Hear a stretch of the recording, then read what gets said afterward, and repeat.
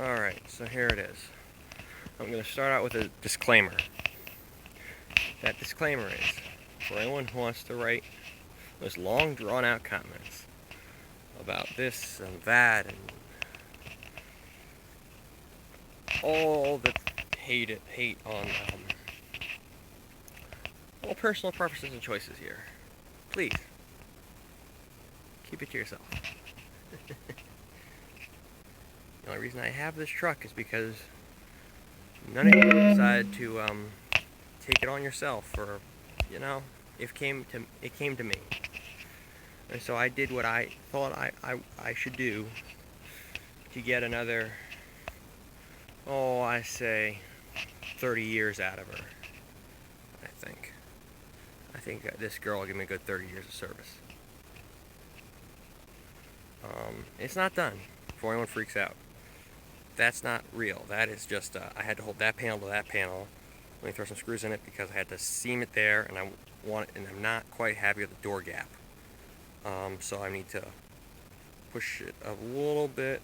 This one has to come a little bit together. And I'm going to put real rocker panel patches on it for a Scout. So don't freak out. I'm going to glue a gas cap right there. I'm going to glue the original gas cap right there. Right there, maybe I won't. Yeah, I'm going to glue a gas cap there. Right there, I'm going to trim out and doing properly. That is, I happened to be somewhere and I wanted to put gas in the truck. All I had was a zip wheel. So I'd rather weld that back together or do what I have to do there, get a new panel, than pay the $350 tow bill because I couldn't put gas in it. Moving on, example A. Why this is a good candidate for this swap. These taillights are not permanent. They just happen to plug right in. So I wasn't going to argue, and it gave me the ability to drive it right away. None of this duct tape is permanent. This duct tape is all temporary. The duct tape is here purely because I wanted to keep as much of the outside world outside of this truck as possible. These wheels, I'm not a big fan of, I'll be honest. They're actually in really nice condition. They clean up just outstanding. But I'm thinking some black steelies. Something similar to what would have been factory correct on a 63 International Harvester Scout 80. As far as other stuff goes, I do hope to replace these doors. I mean, that happened purely because the door fell off the truck. That's the kind of rust we're dealing with here, folks. Door falls off truck because the door has no bottom to it. Let me just give you this grand tour here. That's my door, folks. She's gone in case you didn't tell. She's really gone. All this, I know, has to be tidied up. Those headlights are not staying. I just need headlights for legality reasons. Turns out they suck so much I went with these, which aren't actually street legal. But I just happen to have them lying around and they're getting me by. And I angle them down so I don't blind too many people. I just generally try not to drive her at night. I know. Antenna's black and twisted, and a little, it's a modern antenna. Hey. Man likes his radio, what can I say? It's on the list. And honestly, I did not drill this hole. This hole was already here when I got it, and so you can see the outline of the other universal antenna base that was on it. I don't think this was ordered with an antenna. I think it was ordered without, if I had to guess. I believe the antenna should be right about here if this was ordered with an antenna, because this is a Model 80 with the hinge and windshield, which again was leaking like crap, so I taped over it just to try and save what I could of the interior for the time being. Again, same panel on this side. Only difference of this side is this one actually needs to go out. The other side has to go in, this side has to go out. Because this door does not actually shut fully. It's only half latches. Yeah, let me just show you some of this here. Got a crap load of rust coming out here. All these holes, these are a lot bigger than pinholes. I assure you. Right out here. This is going to get a nice piece of tubing, I think. Hell, I might even cut it off entirely and just push it back. I have the rear bumper here to put on. The front bumper's hiding somewhere. Right there, leaning on that door. That's going to go on. Sure. So let's get to the big reveal, shall we? What you all came to see. Because I know you want to know. How does a Scout 80 fit on a Chevy Blazer? And how can you drive it? How soon can you drive it? How long does it take? Well, I'll tell you this, folks. To be able to drive it and not get killed instantly, I'd say takes 7 hours, maybe 6.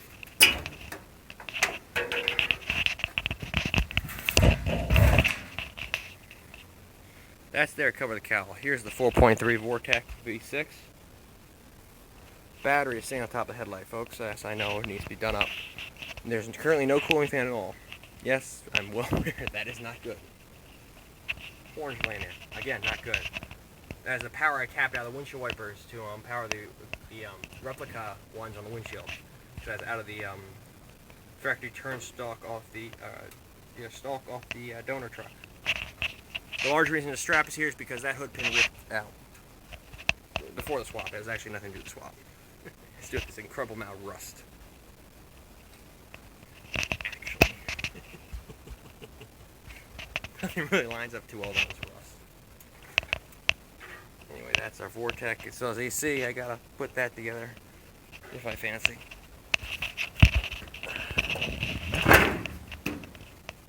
Alright, so the strap wants to hold the hood shut. So yeah, here we go. So stepping in. This is my 2002 Chevy Blazer. Windshield wipers do work. If I turn them on over here, just turn the key on.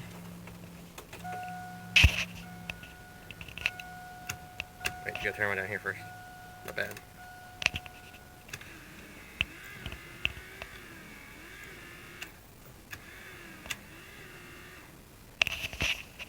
And this one.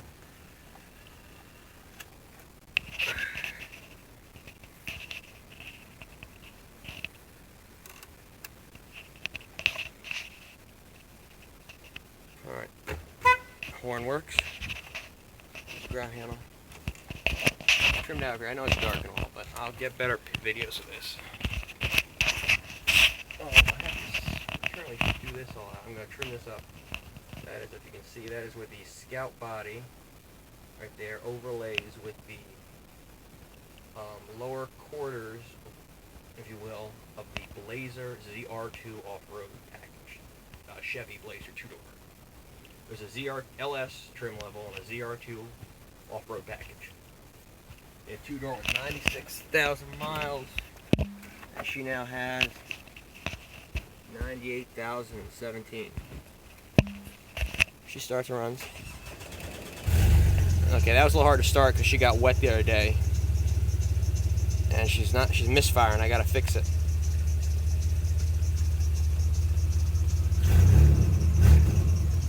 Massive leak because the last guy cut the cats off and I patched them in. So gotta fix that. Radio short out in the rain. Sucks. It really sucks. Like I said, this is just all temporary crap here. This will get fixed. This will get silicone and replaced, but in the meantime, it'll be silicone and so is duct tape. Now the tailgate situation. Tailgate is bad. Tailgate is very bad. I didn't cut that, folks. That just happened to rust off right about there. It wanted to be there, so all I did was I cut that a little bit, I cut that a little bit, because the whole middle had rotted off anyway. All the way up to there, as you can see. Not looking at all you. I got some nice DOT approved rubber grommet, like trucker trailer style lights that you push in. I just gotta take a Dremel tool and I gotta grind out, I think, an eighth of an inch. So they fit. And they look nice. They're flat LED. Nice and bright, and they seal up nicely. So the top isn't anything special either. It's got holes for days, folks. All rotted through there. The window's about to fall out of this freaking truck.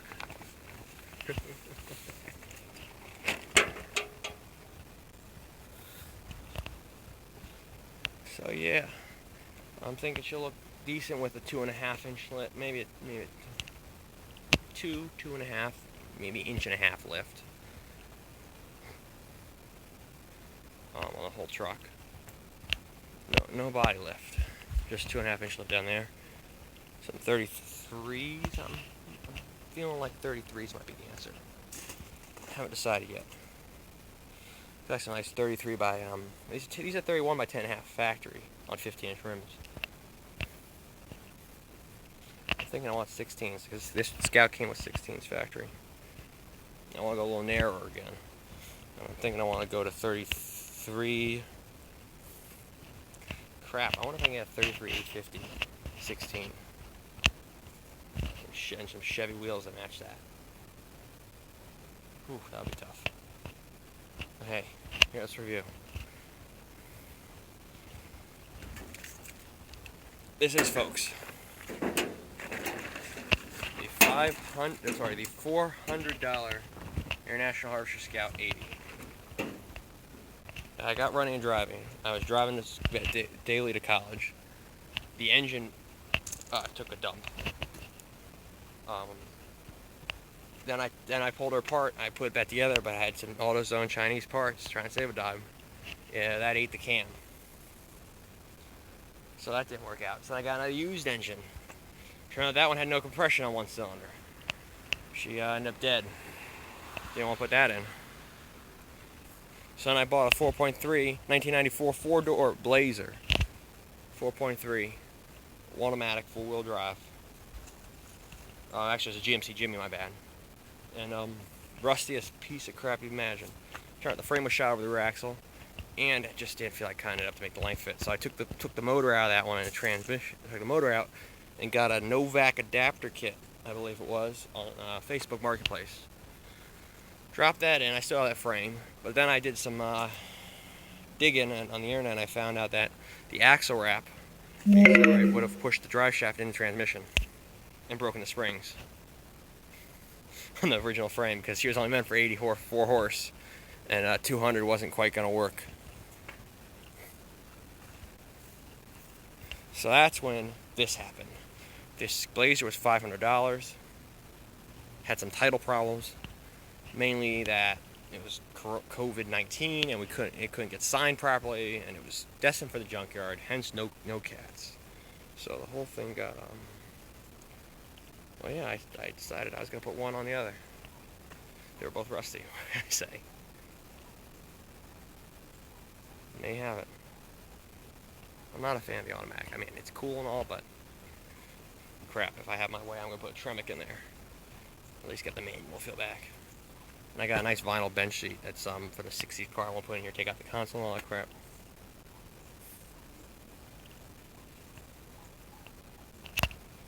And yeah, that's about it.